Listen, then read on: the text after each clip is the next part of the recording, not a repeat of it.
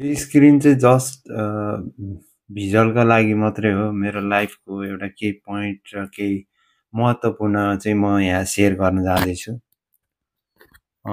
भिडियोमा बनिराख्नु होला है।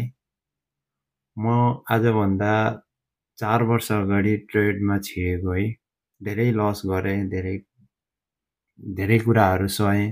परिवारको हुन्छ, साथीभाइको, इष्टमित्रको, धेरैको नाना थरी कुरा सुन्ने होइन। तर मलाई मात्रै थाहा थियो कि म कुन बाटो हिँडिरहेको छु होइन। आज म जस्तो छु नि, यो मेरो कारणले छु होइन। जुन हालतमा छु मेरो कारणले छु होइन। त्यो म एक्सेप्ट गर्नुपर्छ। या म दुःखमा हुँ या सुखमा हुँ है। तर यो होइन कि जजमेन्ट एकै दिनमा होइन। मान्छेले भेटेको 2 मिनेटमा जज गर्न सक्दैन क्या। लाइफ त्यति इम्पोर्टेन्ट छ क्या। म लाइभमा ट्रेड आएर दिन्छु होइन, ट्रेड बनाउँछु र म एउटा सिस्टमेटिक तरिकाले ट्रेड लिन्छु होइन।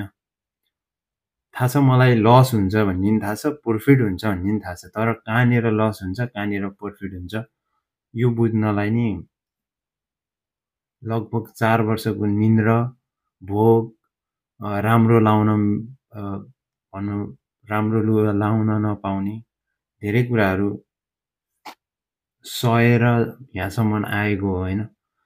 त्यतिकै 2-3 दिनमा बनेको कुरा होइन। त्यही भएर कुनै कुराहरूलाई पास्ट इज पास्ट भन्छ नि, त्यो होइन क्या। सम्झेर होइन, दुःख गरेको रात दिन नसुती गरेको मेहनतको फल हो क्या यो।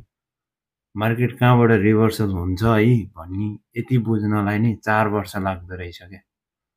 अब मार्केट कहाँ गएर चाहिँ स्टप हुन्छ, अब मार्केट यहाँ गएपछि चाहिँ निदाउँछ है भन्ने टाइपको चाहिँ बन्नलाई नै 4 वर्ष लाग्दो रहेछ क्या। साथीभाइहरूको माया पाइयो, परिवारको माया पाइयो। माया ममता भनेको त गोजीमा हुन्जेल मात्रै हो क्या। आज छैन नि भोलिपल्ट कसैले नि हेर्दैन।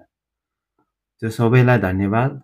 मलाई हेल्प गर्नुभएका होइन, हरेक क्षेत्रबाट भनौँ न, या पैसाले होस् या मायाले होस् या कुनै सहयोगले होस्, मेरा आजसम्मका सबैलाई धन्यवाद। तपाईँहरूले मलाई जसरी बुझ्नुभयो त्यो तपाईँहरूको कुरा हो होइन।